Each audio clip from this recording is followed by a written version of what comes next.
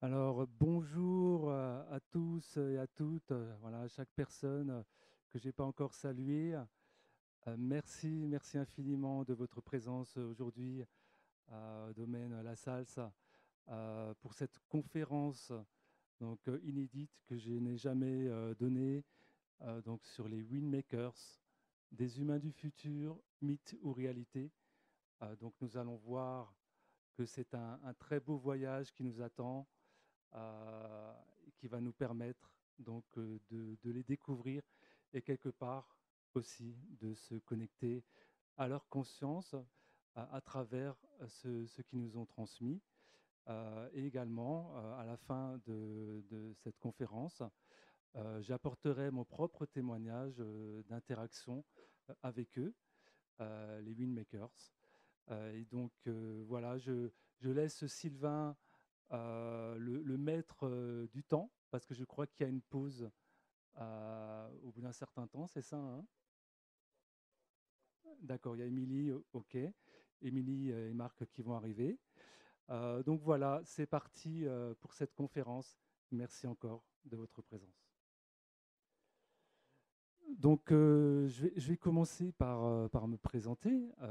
Donc, certains d'entre vous donc, sont déjà venus l'année dernière, d'autres non, mais me connaissent par rapport à mon travail donc, sur YouTube, par rapport à mon site internet qui est Eveium, que vous connaissez peut-être, donc, qui est un site que j'ai créé il y a environ 2 ans et que j'aime à appeler euh, qui propage en fait ce que j'appelle les nouvelles fréquences de réalité. Donc on va parler sur ce site de galactique, d'êtres de lumière, d'extraterrestres, de divulgation, de cosmos, de sciences cosmiques. On va parler des messages des maîtres de lumière, des guides, des anges, d'éveil spirituel, des sages de notre temps, comme Sadhguru. Voilà, je pose plein de choses dessus. Voilà, si vous ne connaissez pas ce site, voilà, je vous invite à aller le voir. Alors, me concernant, je vais dire quelques mots. Donc, j'étais déjà venu ici l'année dernière, où j'ai parlé donc, de mes interactions et de mes contacts avec les galactiques et les extraterrestres. Donc, ces contacts perdurent à ce jour, ils continuent. Depuis l'année dernière, j'ai encore eu des interactions avec d'autres groupes, notamment avec des groupes de Rama, donc ce sont des groupes qui sont en intraterre du côté de l'Inde, qui font partie du réseau Agartha, avec des groupes Atlantes aussi, un groupe Atlante qui est venu à moi, qui est venu m'aider, et encore d'autres groupes, notamment du côté d'Orion. Voilà, c'est ce qui me vient, un petit peu Andromède aussi. Et bien sûr, mes contacts ont continué avec les groupes dont j'avais parlé l'année dernière. Et également des contacts, j'appelle ça plutôt des interactions en présence avec les Windmakers, dont on va développer l'histoire aujourd'hui, histoire fort intéressante. Voilà.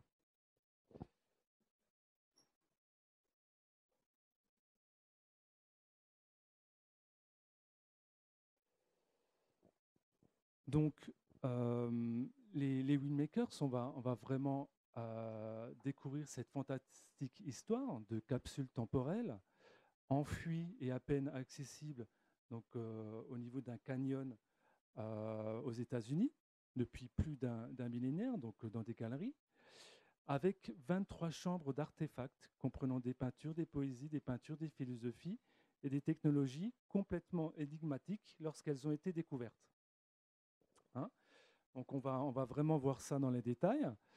Et il faut savoir que les institutions les plus secrètes se sont intéressées aux Windmakers, notamment la NSA, même des groupes encore plus souterrains, je dirais. Parce que vous savez que lorsqu'il y a le sigle top secret qui est apposé, il y a des groupes qui sont au-delà du top secret et qui sont compartimentés. Ce sont des choses qui sont extrêmement compartimentées, extrêmement secrètes, où, si vous voulez, même les plus hauts généraux de l'armée américaine n'ont pas la main. Donc ils ne savent pas ce qui se passe dans ces groupes et ils n'ont aucun pouvoir décisionnaire sur ces groupes. Donc ça vous donne une idée du niveau de top secret, du niveau de secret qui existe par rapport à ça. Donc il se trouve qu'on a une des personnes qui a travaillé sur le projet Windmakers, notamment au déchiffrement des hiéroglyphes, des peintures et d'un artefact spécifique dont on va parler en détail. Il a pu témoigner alors, de façon anonyme. Il s'est présenté sous le nom de Dr Anderson en tant que scientifique dissident du projet de recherche, et Anne, qui est la journaliste qui a recueilli son témoignage. Alors, il faut savoir que, bien entendu, ce sont des noms d'emprunt. Hein, ce ne sont pas des noms réels. Quelque temps après la publication du site Internet et des informations, les deux n'ont plus donné de nouvelles. Donc, voilà. Anne, on ne sait pas ce qu'elle est devenue, à ma connaissance. Et le docteur Anderson serait toujours en vie, mais il serait caché. Voilà, ce serait plus public.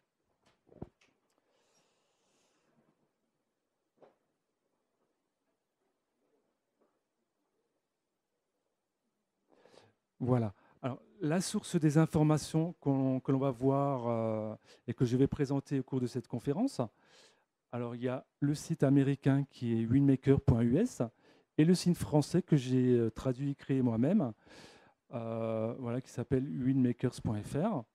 Alors, il y a un autre site qui est le site originel des Windmakers, qui est le site windmakers.com, mais qui a été falsifié au fil de temps suite à l'arrivée dans la gestion du site d'une personne qui est James Mahu, dont on ne sait pas trop s'il est lié au service secret pour noyer le poisson ou s'il est lié à d'autres groupes d'êtres non humains, car il y a d'autres groupes non humains que les Windmakers qui sont autour de ce projet, notamment le groupe Corteum, voilà, dont je ne parlerai pas dans cette conférence.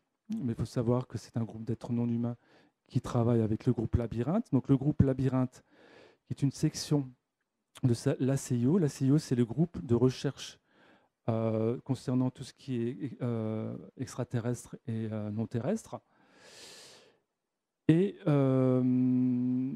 donc ce groupe Corteum travaille avec ce groupe Labyrinthe, dit le groupe du Labyrinthe. Et ils ont travaillé à déchiffrer les informations que nous ont laissées les Windmakers. Hein, les Windmakers, donc, qui veut dire voilà, les faiseurs d'ailes. Donc, ce sont voilà, des poètes, ça veut dire, les faiseurs d'ailes, c'est l'élévation de la conscience qui va nous permettre d'ascensionner, de nous élever. En tout cas, c'est mon interprétation, c'est comme ça que je le comprends. Alors, il existe donc des changements importants qui sont apparus au niveau du site originel. Donc, c'est pour ça que si vous vous intéressez au matériel des Windmakers, je vous conseille plus les windmakers.fr. Alors, ce n'est pas parce que c'est moi qui l'ai fait, mais c'est parce que c'est la traduction du site windmakers.us qui est la sauvegarde du site originel avant qu'il ne soit modifié.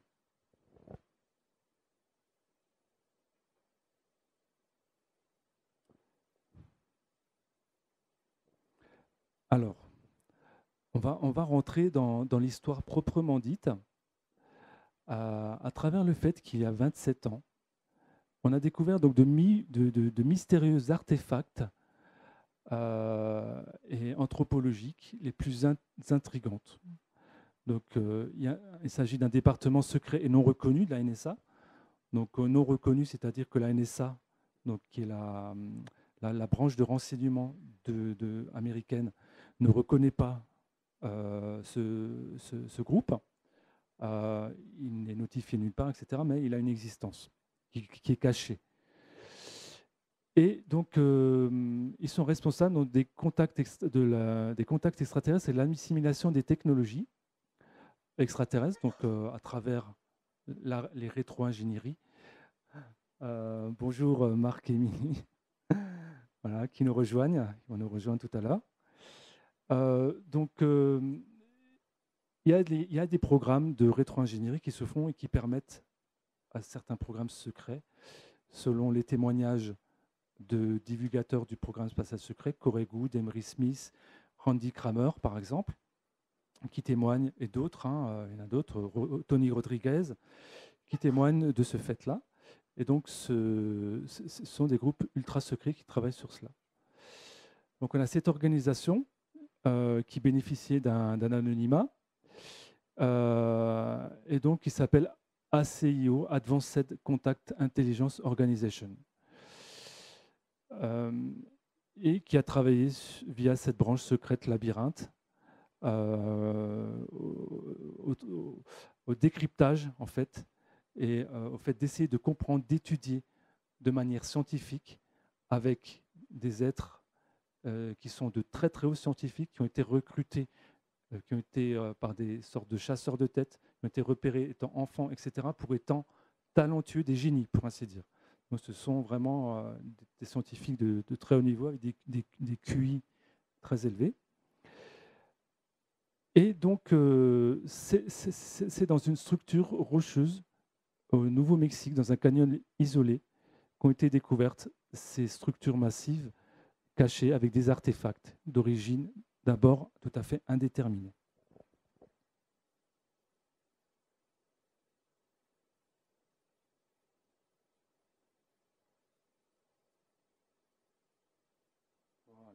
Voilà. Donc la zone de découverte de ces artefacts, c'est une zone dont on ne connaît pas précisément la localisation. Par contre, c'est une zone dont on sait qu'elle se trouve au nord du Nouveau-Mexique. Donc on voit que c'est un petit peu au nord-est d'Albuquerque. Et donc c'est tout à fait à l'est de Las Vegas, hein, mais bien à l'est. Donc c'est un endroit où notamment ont été découverts plus tard des civilisations indiennes très intéressantes dont on évoquera tout à l'heure les noms. Et donc c'est dans cette zone-là que des randonneurs ont découvert d'abord ils ont découvert donc des hiéroglyphes, des inscriptions, dont on ne sait pas précisément, dont ils ne savaient pas précisément la provenance, par contre, qui ont pu être datés comme étant donc, du 8e siècle après Jésus-Christ. Et donc ce n'est qu'en 97, parce que la découverte s'est faite en 2 temps. Il y a d'abord eu une première découverte qui a donné lieu à certaines recherches, mais qui n'ont pas abouti. Et il y a eu un événement qui s'est passé et qui a concouru à la réouverture du site, et où là, vraiment, la découverte a été vraiment réalisée. Donc, c'est en 97 que le langage codé sur le site et les artefacts sont devenus accessibles à la CIO, donc l'organisme de recherche dont j'ai parlé tout à l'heure, et qui a déterminé donc, que c'était une capsule temporelle construite par une version d'humains du futur, présumé, qui s'appelaient eux-mêmes les Windmakers. Et un des scientifiques de la CIO qui a participé à l'élaboration des tables de traduction pour le projet Ancien Arrow, ça veut dire ancienne flèche, parce que je pense que le canyon est en forme de flèche, hein, c'est un canyon très étroit, a fait défection en 1997 et a révélé ce projet à une journaliste nommée Anne. Alors là, on a quelques exemples d'artefacts qui ont été trouvés sur le site, qui ont été photographiés, dont la photographie nous est parvenue. Il faut savoir que Dr Anderson a toute une série de documents avec lui. Il en a fourni qu'une toute petite partie à Anne, et il s'est volatilisé avec le reste. Il n'a pas tout dit. On pense qu'il a gardé certaines informations pour lui, pour des raisons de sécurité par rapport à sa vie personnelle. En tout cas, il y a ces photos donc, qui sont sur le site winmakers.us, donc avec un cristal biterminé et une sorte d'empreinte cristalline de pied, où on voit qu'il y a, on peut distinguer, on peut en tout cas imaginer qu'il y ait 5 orteils. Voilà. Alors on sait bien sûr que les cristaux sont utilisés par les hautes civilisations, par les civilisations avancées, non seulement comme source d'énergie, comme ordinateur, puisque un cristal est programmable, et comme source d'énergie pour les voyages spatiaux. Et ça contient énormément d'informations. Savoir qu'un cristal, même de cette taille-là, s'il est très très pur et qu'il est utilisé par des consciences extraterrestres avancées, peut contenir des bibliothèques, des bibliothèques, des bibliothèques. Hein. C'est incroyable. Et même en termes énergétiques, c'est complètement hallucinant. Ça dépasse tout à fait l'entendement et la compréhension des technologies humaines, bien sûr.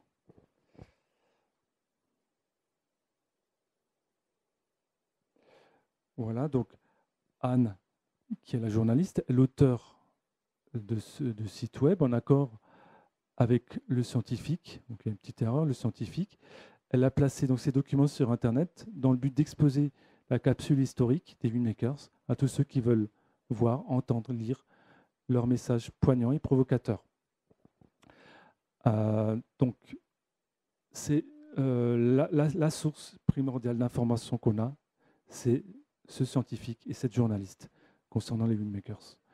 Alors, je précise quand même, parce que je tiens à ce que cela soit dit dans la conférence, que le site Windmakers comprend des centaines de pages de philosophie, de poésie, de physique, de nouvelles, de musique et d'artefacts, tous dérivés d'une capsule historique des Windmakers. Donc, on entend par capsule historique le fait que cette capsule ait été construite à un temps donné, sachant que les êtres galactiques qui l'ont construite savaient très bien qu'elle serait redécouverte ultérieurement. Donc, c'est vraiment une sorte de bulle de temps, un espace temporel qui était clos pendant un certain temps et qui devait s'ouvrir. En tout cas, il y avait une certaine ligne de temps, certaines probabilités pour que cela se passe d'une certaine façon.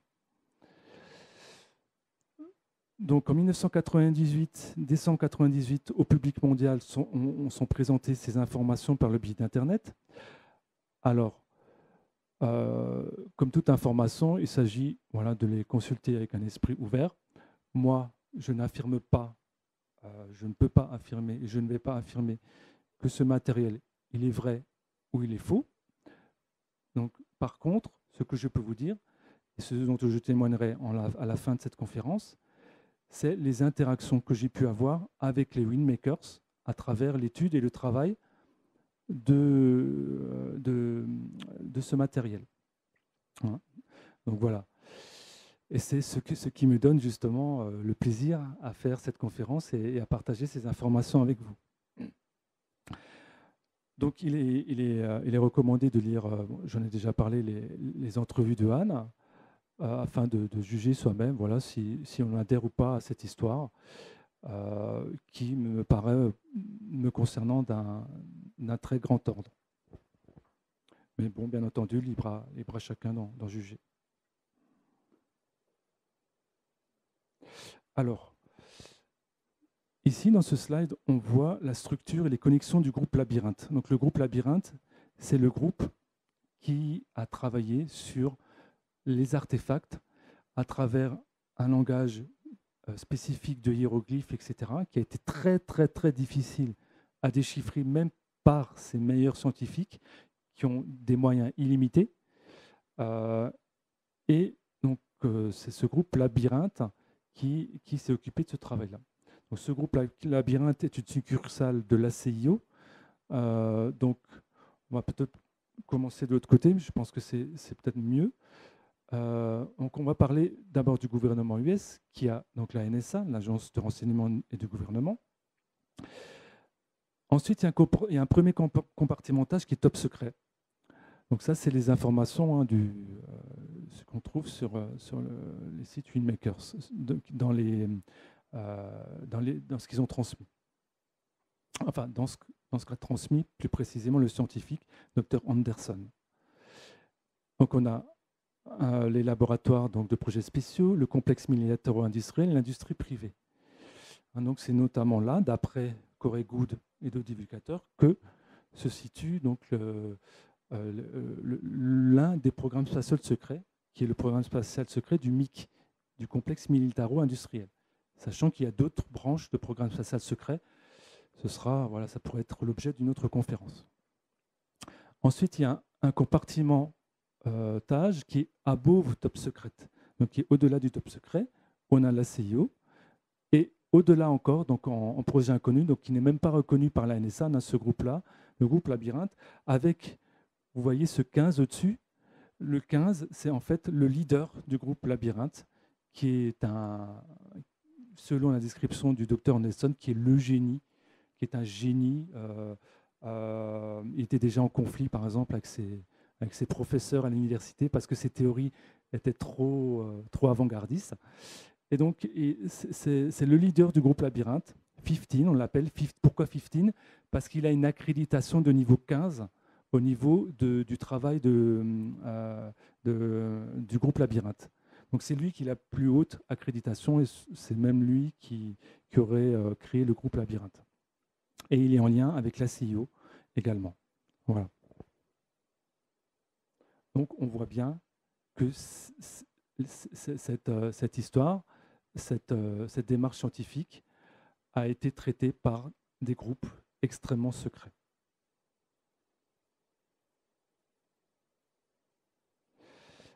Donc, on va commencer donc par le briefing et l'historique du projet, donc avec la découverte du site, des artefacts et de la capsule temporelle, avec les événements clés. Donc là, on rentre vraiment dans l'histoire, et là, ça va devenir vraiment intéressant de s'imaginer ce qu'ont ressenti les personnes lorsqu'ils ont découvert ce site, avec en 1972 la découverte d'un artefact isolé dans un canyon obscur au Nouveau-Mexique, ainsi que des pictogrammes par un groupe de randonneurs. Voilà. Ensuite, on a l'analyse de cet artefact par un archéologue de l'université, et on a une première fouille de la zone de découverte sans détection de preuves de présence préhistorique. Donc déjà, il y a quelque chose qui paraît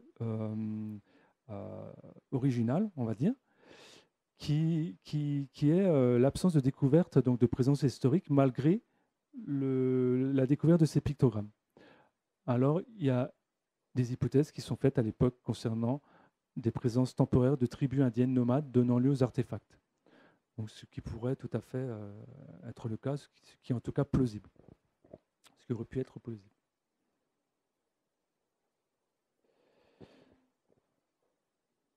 Donc, le problème qui apparaît, c'est qu'on a un constat de problème de cohérence lié à la datation des artefacts.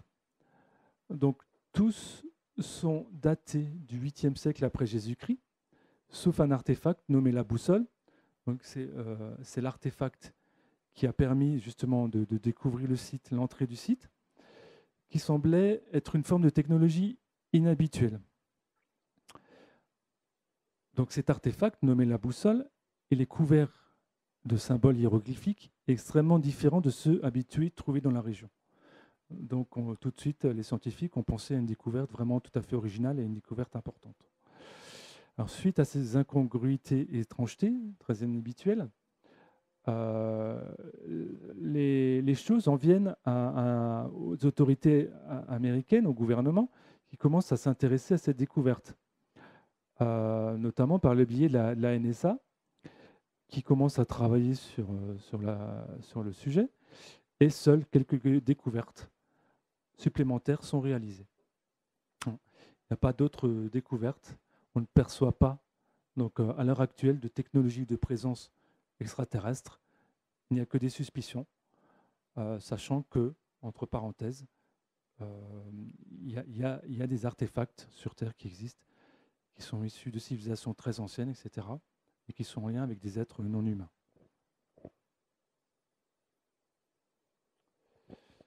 Donc, après la fouille complète qui a lieu en 1973 et l'impossibilité de déchiffrer les hiéroglyphes par les experts, donc pardon, il y a une petite erreur, de la NSA, le projet est maintenant appelé Ancienaro, suite à la forme du canyon, et en tout cas, bon, c'est le nom du site, et il tombe en désuétude dans des archives. Il n'y a aucun consensus sur la provenance et la signification des trouvailles. Donc voilà, c'était quelque chose de trop avancé à l'époque pour pouvoir en faire quoi que ce soit. Par contre, 21 ans plus tard, donc en 1994, se produit une série de glissements de terrain. Alors, on peut se poser la question, est-ce que ce sont des glissements naturels, est-ce qu'ils ont été provoqués? On ne saura jamais. Toujours est-il qu'une série de glissements de terrain travaille et crée des ouvertures au niveau du canyon. Et le site était resté sous surveillance et même en interdiction du public depuis 1972. Et il est visité par des scientifiques parrainés par la NSA dans le cadre d'un suivi régulier, pardon, il y a encore une faute, régulier de la zone. Donc, il faut savoir qu'il y a des programmes de veille qui existent. Donc, quand on a des découvertes de ce type avec des suspicions, voilà, la NSA, c'est un organisme qui a énormément de moyens, qui paie des scientifiques pour aller sur place et ils font des veilles scientifiques. Et à ce moment-là, après ces glissements de terrain, on découvre que la création d'une ouverture, d'une caverne profondément enfouie dans le canyon. À ce moment-là, il y a une recherche plus aboutie qui est effectuée et il y a une sorte de grosse roche qui semble cacher quelque chose de plus, comme si c'est quelque chose d'artificiel qui était mis en place spécifiquement pour cacher un accès ou une entrée. Voilà.